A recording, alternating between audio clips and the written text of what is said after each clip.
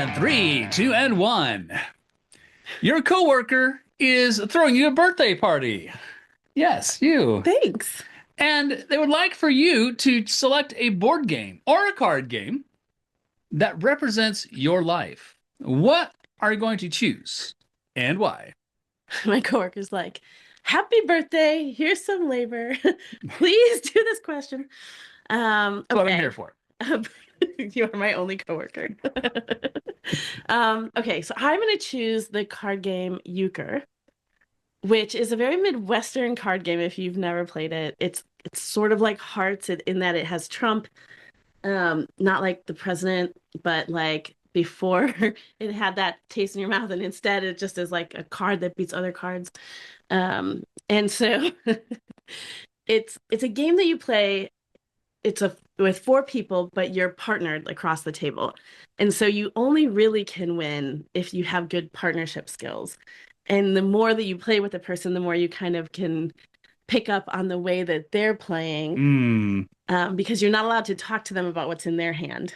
But you can kind of get a sense of them through the nonverbals and through the way that they've made choices in the past. And you're kind of betting on what may or may not be in their hand. So it's complicated enough that it stays interesting, but not so complicated that it's going to take hours every time. And it's a fast acting game, but you only really win if you have good partnership. And that feels very true for my life. Yeah, right on. Right on. I love that, especially since I'm the partner here. And but full disclosure, he's not very good at euchre. I'm just inexperienced. That's true. Euchre. He just gets mad because tell them what you say about euchre. What do I say about euchre? Why don't you like playing card games? Oh, because there's not monsters on the cards. He only likes cards with monsters. There has to be monsters on the cards. So you get me a card deck with monsters, I'll play euchre all day. So what game would you choose? So speaking of monsters, so I would choose. Oh, you got one. I got one right here. Here's my little guy. Okay. This is from a game called Gloomhaven. Gloomhaven. And during the pandemic, we couldn't go anywhere, so we had to generate our own adventures. And so we did with this game, Gloomhaven, and it takes a really long time to set up.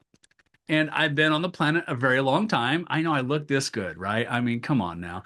But, it takes a long time to set up, but the gameplay itself is cooperative. That's true. And so it's a lot like in the same vein as euchre, like in order to win the board, you have to play with your teammates. That's true. Yeah. And I love that aspect. Like my favorite movies are Ghostbusters, Goonies. It's not a movie, but Stranger Things, which are all ensemble pieces. They're all teamwork pieces.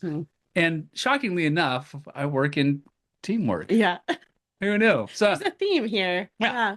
So Gloomhaven, that is so for those of you, for my hardcore board game nerds out there, it is. You feeling me, right? I mean, you're feeling me on. I mean, it's like an epic game. It takes hours and hours and hours to play through this whole game. And you can even craft your own boards. It's just, it's lovely. Well, lovely. I will tell you guys that during the pandemic, I tried to make sourdough bread. I killed the yeast with boiling water and made a brick instead. And so I had to give up my sourdough cooking as my pandemic hobby. So instead, I just became a super nerd and played this game for so many hours because we couldn't go anywhere. So we had to go adventure in Gloomhaven. And I learned how to make every kind of old-fashioned imaginable. So I became a mixologist and a super nerd. Yeah. And only one of those has survived as the world has reopened. I'll let you guess which one. That's true. That's true. We'll talk about collaboration cocktails maybe at the end, right? So now they know which one. Now they know. Yeah. So welcome to our listeners. This is the Kimbelry Coach Show, where we bring you actionable practices that you can use in your leadership and collaboration. Today, I'm Coach. Kimberly's right next to me. Today, we're talking about a secret that's mostly whispered about in academic hallways in Gloomhaven. Yeah. And journals, and mostly in rhetoric. Okay? But it has a massive importance when it comes to teams and teamwork. and that is the idea of shared substance. Now, there are two groups of people when you start talking about shared substance. Okay. One of those groups are like people who've heard this phrase before, the academics, the people who have done team culture and business work, and they're like, yes, shared substance, very important. And then the other group of people is like, shared substance? So not that substance. That's a different podcast altogether. Different podcast. This is a family show after all. Is it? Yeah, no, it's not. It's a work adjacent show. Or Jason, that's good. But shared substance is very important if you're trying to build a good culture. Yeah. A lot of companies have people who come in the same doors, they sit in the same area, they work, they clock in, they clock out, they go home, but they don't feel like they're having a shared experience. They don't feel connected to each other. They don't feel connected to what they're doing. They're there to get their paycheck. Everybody needs to live indoors, eat food. They want to have a lifestyle, so they need to pay for that, and they're here to, fulfill that obligation and get that paycheck.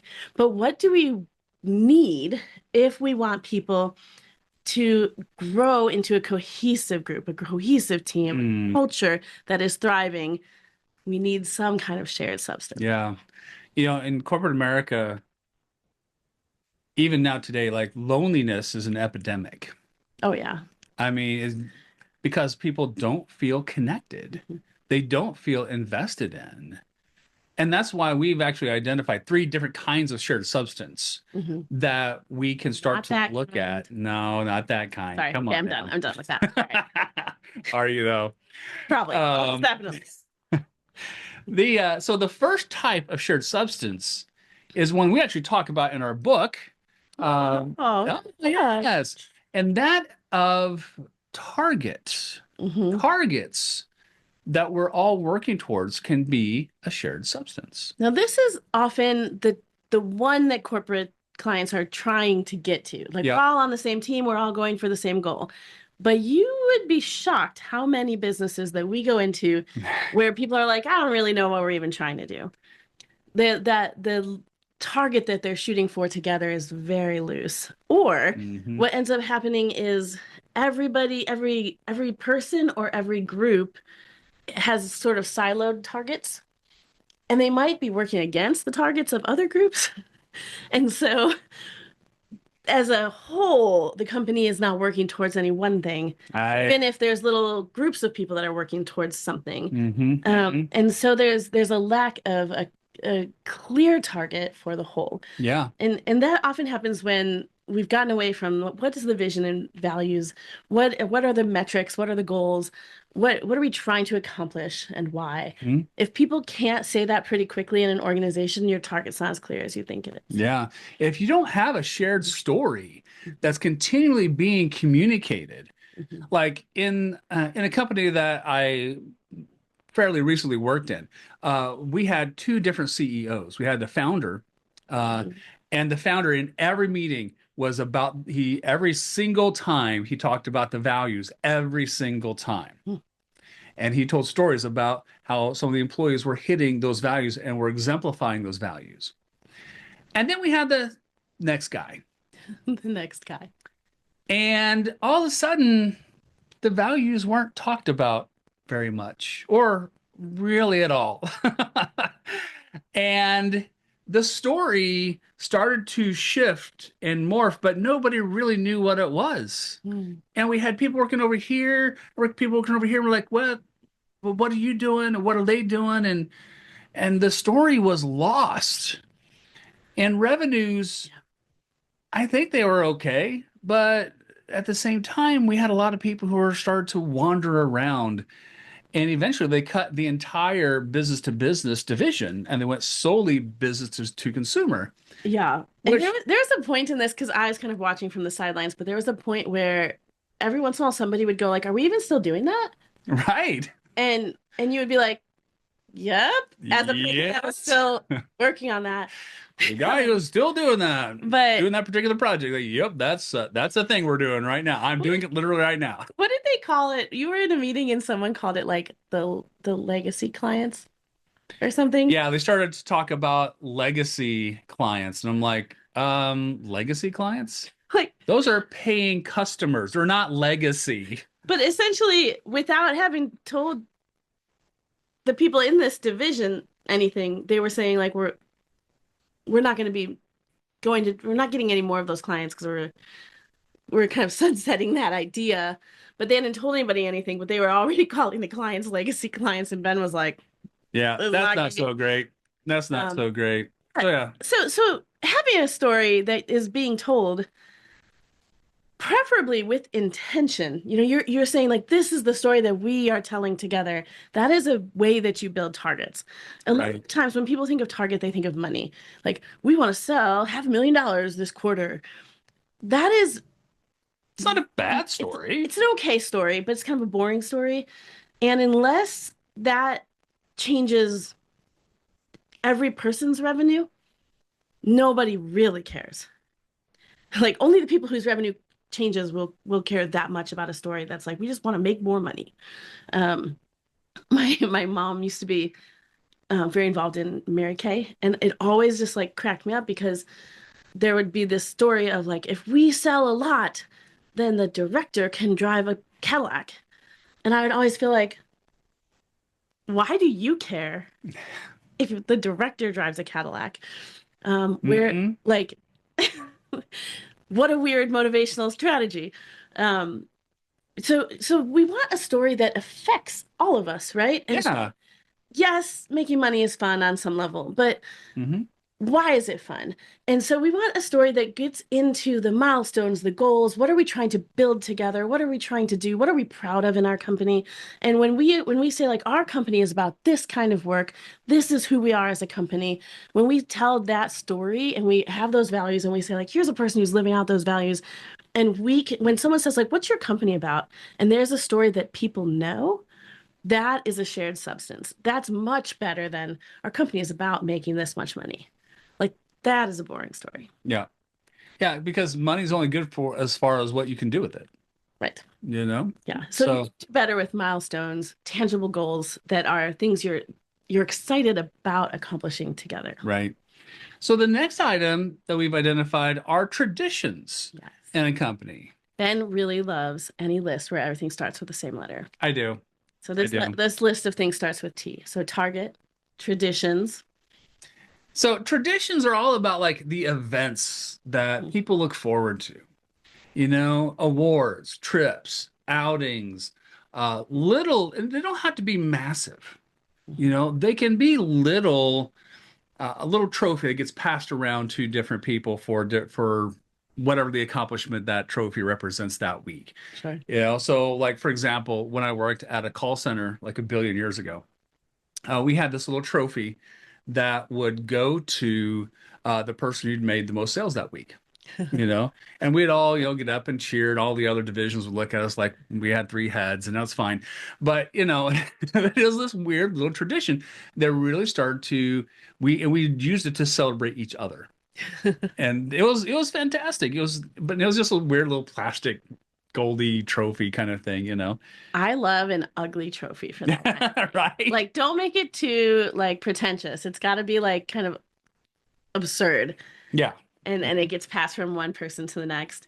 Yeah, you don't have like something that is a big event.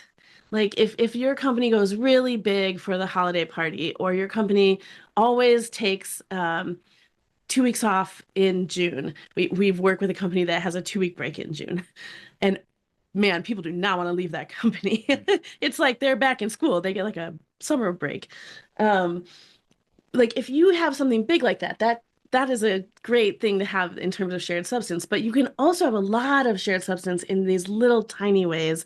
And they can be simple things like every Friday the managers shout out a person on their team that is doing a really good job, or the managers say like here's a win from my team, or it could be something like whenever on your 1 year anniversary, or every anniversary, every year you get taken out to lunch by your manager, or you get taken out to lunch by a mentor or something like that. But when you have these little kind of traditions, whatever they may be, they kind of get built into the story that you're telling. And those are the kind of thing that you can't replace in other places very easily. Right. And people want to keep those things. Sure. And so they become like, this is part of who our company is. Um, we got the chance to work with a company that was installing essentially a culture committee over the last couple of years. And they have people who are in the office and people who are in the field. And one of the things that they were trying to do is kind of bridge the culture of field and office. And so they started doing like a monthly field lunch where they would bring some people from the office to work with projects that were out in the field. Nice. And it just became this thing that people were like looking forward to when they got to be included in that. And you might only go to 1 or 2 per year because everybody was like rotating into different areas and stuff, but you'd get kind of like a field trip if you were in the office, and if you were in the field you would get a visit and you'd get to get taken out to lunch somewhere near where you were, and it bridged that divide. And there was so much intentionality in it. Yeah. And it really didn't cost very much, but it became this really cool tradition in the way that they were building culture in that company. So that's the second thing. So we've got target, traditions, and what's going to round us out. And this one, it starts with T, but it has a different sound. It's therefore. Yeah, he had to really this one in. I really stretch for this one. I'm gonna go visit the thesaurus site for this one. Yeah, or this one. So therefores. So you made a bunch of money. Therefore what? Therefore what? What? Who cares? You know, like my dad used to say, well, and he still does. He said, well, you can make a bunch of money, but even the hogs won't eat it. So I've never heard that. Yeah, you haven't heard that one? I love that we've been married 25 years and I'm still hearing new things from your dad. Way to go, Danny. Yeah. Yeah, that's a Danny Culbertson original. I think it may also be attributed to other members of our family somewhere along the line. But he's the one who taught that to me. So the therefores are the causes and the missions that the company supports. And the one that springs to mind almost immediately for so many people when we start talking about this is Tom's Shoes. Which was born in Austin. All right. Okay. So Tom's Shoes, when you buy a pair of shoes from Tom's, they give a pair of shoes to someone who is in a struggling country. I mean, that's huge. It's a huge mission to be on. And another company that has a similar kind of thing, Warby Parker. When you buy we have Warby Parker glasses on. Warby Parker, you guys should sponsor us. Yeah. But when you buy a pair of Warby Parker, they also give glasses to people in struggling countries. That's beautiful, man. We do have some of this socialpreneurism where companies have a built-in mission, and these are not nonprofit companies that you're talking about. They're right. But they've built in their mission into the company. But a lot of companies don't have that. You work at a Fortune 500 company, a lot of the mission is to make more money. And yet that is only so motivating to people. It doesn't provide a very good shared substance. Right. However, if you know that your company is about specific therefores, it can really help create that shared substance, even if your company isn't donating shoes for every pair of shoes that you sell. Right. And that can be something like your company works with a particular nonprofit every year. So maybe you are a construction company that every year builds a house for Habitat for Humanity, or you are, you have some kind of partnership with a food bank or something like that. But it also could be something like, in our company, we invest in the next generation. And so we have a scholarship fund. And when we have a big win, we put money in it and we divvy that up among the kids and family of our people or whatever. You can have things where there's a therefore that is built into your own company. You could say like we are for each other in such a way that we do things like we allow people to share PTO, or we celebrate birthdays and milestones because we care about each other as people. Like whatever you decide that they're for, why are we doing business at the end of the day? What are we trying to fund? What's the life that we can have because we do this work? What's the life and the service that what goes out into the world as a result of our work? And why are we excited about that? What's the therefore? When people get excited about what the therefore is at your company, they start to have something shared that they are about together, and they get that shared substance. Yeah, yeah. Like, for example, one of the organizations that we've supported has been Austin Angels. Yeah, which we love Austin Angels. They support families who are taking in foster kids. And actually, they started as Austin Angels, but I think they're National Angels. Yeah, they're National Angels now. And they have it in many cities, but they come alongside foster families. Yeah. Because fostering is a very consuming work. It's so important and so wonderful, but there's a lot that comes with it. And and it's hard in a lot of ways to help, because, for example, you can't just babysit a family with foster kids. You have to have you have to be vetted, right? There's a whole process for the safety of those kids, right?